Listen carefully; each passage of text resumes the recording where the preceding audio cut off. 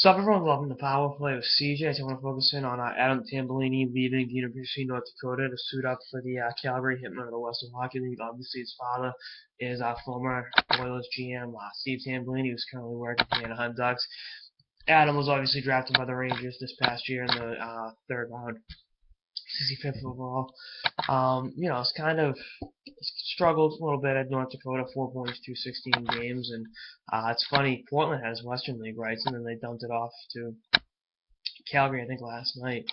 But it's just the way it goes. He was a great player last year in the British Columbia League. He's been a great player in the British Columbia League for 2 years now. He had 39 points in 36 games with Vernon, and then 26 points in 16 games with Surrey. When he was with Vernon, he got to be a teammate of Mark Hatnick, so that alone should get him off the Hall of Fame. But you look at what his body of work is. He's a big kid. I like seeing him fill out his frame a little more. I talked about that in my prospect profile I did on him last year, going into the draft.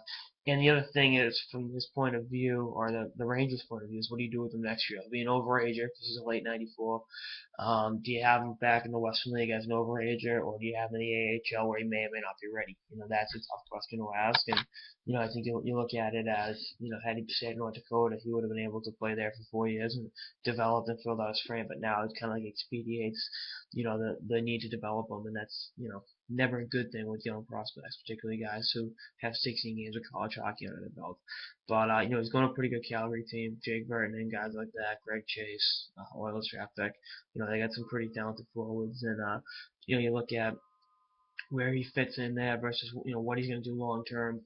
It's something that's going to be intriguing to watch going forward. Like I said, I liked his game. I still like his game. I just think freshmen getting nice time in the NCAA is tough. And I'm not sure going to Calgary is the right decision, but I think having a father who's a NHL executive helping him make this decision definitely steers him in the right direction. Even though Steve Tambellini really didn't take the Edmonton Oilers in the right direction.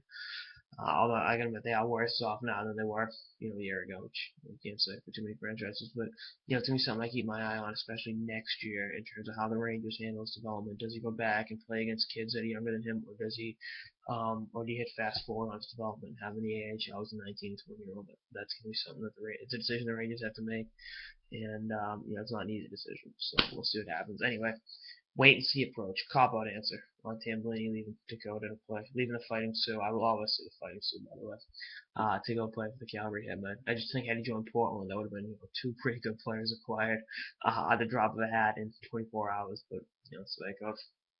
Anyway, that obviously doing what I talked about. So that's on this episode of the Power Play with CJ on Adam Tambellini leaving University of North Dakota to play for the Calgary Hitmen of the Western Hockey League. Stay tuned for episodes throughout the season and beyond. Later, guys.